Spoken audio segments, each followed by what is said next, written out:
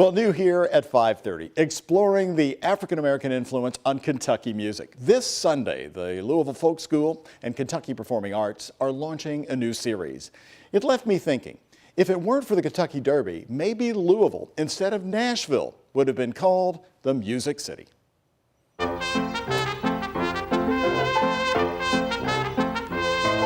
Louisville looked like this during the early days of the riverboats, where if you wanted to hear jazz before the 1900s, you most likely found it on our wharf or right on one of these steamboats. So that's where I sat down with music historian Michael Jones, overlooking the city's original riverfront rooftops that became the birthplace of the city's African-American influence on Kentucky music. Being on the river, so much of the music associated with Louisville is on the riverboats, and then you have Walnut Street, which is now Muhammad Ali. So really, we're close to the heart of where it was all happening. Jones is launching a webinar series that dives into trailblazing African-American musicians like Henry Hart. He got famous playing on riverboats between Louisville and New Orleans. Hart is an important figure not only for his musical accomplishments, but his rich tie to Kentucky's most famous explorer. His grandmother, Dolly, had accompanied Daniel Boone to Kentucky, and his father, Frederick Hart, was the first baby born in Fort Boonesboro.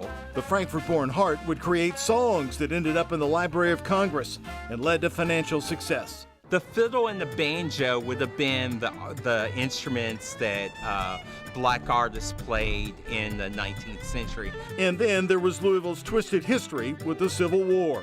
We aligned with the Union, but on Main Street you would have seen recruiters for both the North and the Confederacy. And we made uniforms for both the North and South. With blacks joining the Union, also came new music in Louisville. If you have African Americans coming from all over the state, some of them are going to be musicians, and it's going to explain why different styles of music came together in the city. Jones discovered more evidence that the music was noticed by soldiers. When you even read some of the diaries of the Union soldiers that were in Louisville, they talk about the entertainment. And more remarkable examples of how segregation would suddenly fade away, at least temporarily, thanks to music. It actually included German musicians, because the Germans didn't have the same prejudice as some of the other Europeans. And so they would play at parties and on riverboats. And then into more modern times, People would come from far away the next all night till the break of day. Bill Monroe is known as the father of bluegrass, seen here in a WHIS 11 special in 1980. But Jones calls another key figure who never got the spotlight the godfather of bluegrass, Kentucky-born Arnold Schultz, an African-American fiddler and guitarist who ended up teaching two giants, Monroe and Merle Travis. Let the midnight special shine its light on me. Well, I think there's definitely a more of an interest in African American culture in general and how it fits into the greater history of the state. Forgotten no more, as Michael Jones believes the fallout from COVID will bring a cultural explosion where African-American artists from the past see their day once again. If you think back to 1918, to the Spanish flu, what happened after that? The Jazz Age.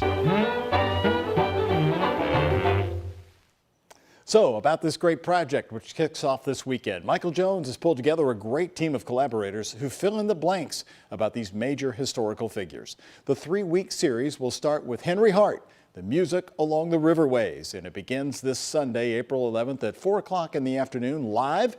You're going to hear some great music and learn a lot about Kentucky, and you can watch it live on the Facebook pages of the Louisville Folk School and the Kentucky Performing Arts this Sunday. Enjoy. It's going to be quite the history lesson.